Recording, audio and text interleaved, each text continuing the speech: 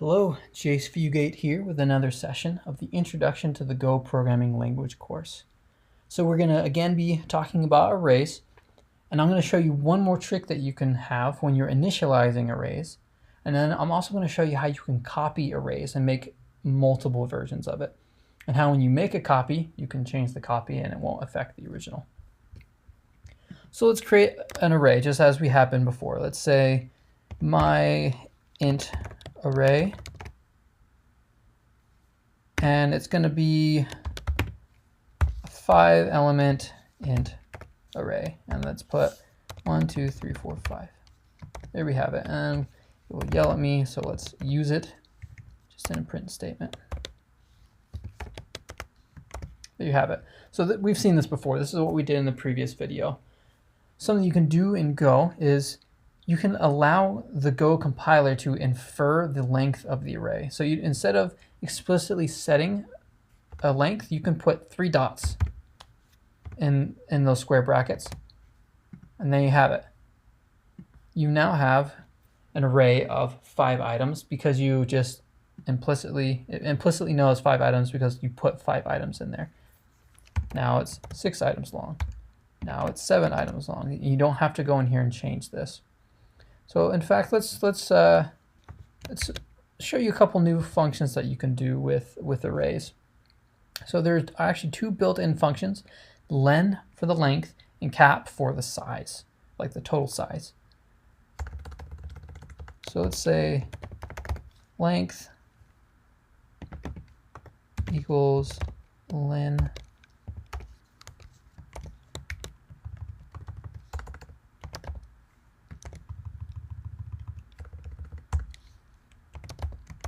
In fact, let's just say, there we go. So let's print this out. So we have 1 2 3 4 5 6 7. The length is 7 and the capacity is 7.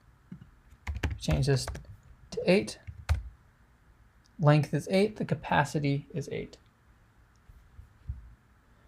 And so something that you'll notice with arrays is that the length and the capacity are always the same.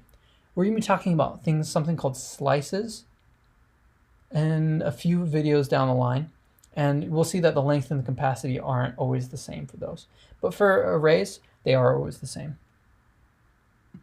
So there you have it. You can allow the Go compiler to infer the length of the array, and you can just fill it in with as many things as you want. You can only use this for literal arrays. You can't do this with the other syntax.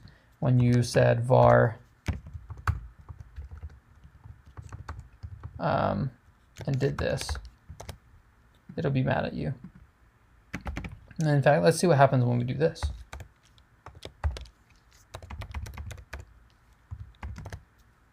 Still mad at you. So again, you can only use this syntax when you're doing a literal array. Oops. Yeah, so I just want to make sure I had the correct syntax to show you that it doesn't work.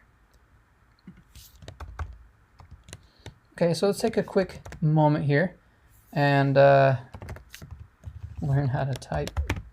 I guess I'm struggling. There we go.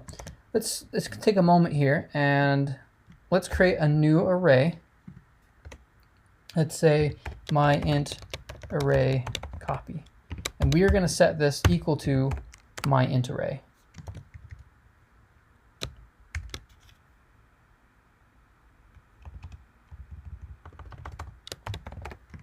There we go, and we'll go ahead and print this out. And we'll see that the arrays are identical. Well, now let's find out what happens if I were to change my int array, the element at the second index. From a 3, let's turn it into a 30. And we will print both of these out again. Let me label what each are so that we don't forget. Oops.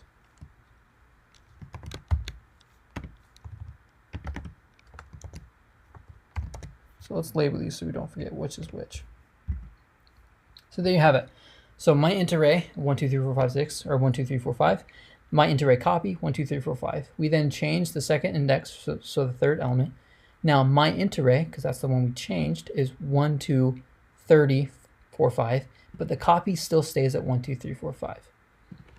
And you will notice that if we try to change the copy at index 4, 250, that only the copy changes and not the original. When you set a variable equal to an array, it doesn't actually give it like a pointer to the array. So if you change the copy, it does not change the original. If you change the original, it does not change the copy. So there you have it. Here's a new way to initialize an array. I showed you two little built-in functions to be able to get the capacity and the length. And also I showed you how to make a copy of an array and showed you that they are completely separate from each other. It is an actual copy, not a pointer. Thank you guys so much for being here, and we'll see you soon.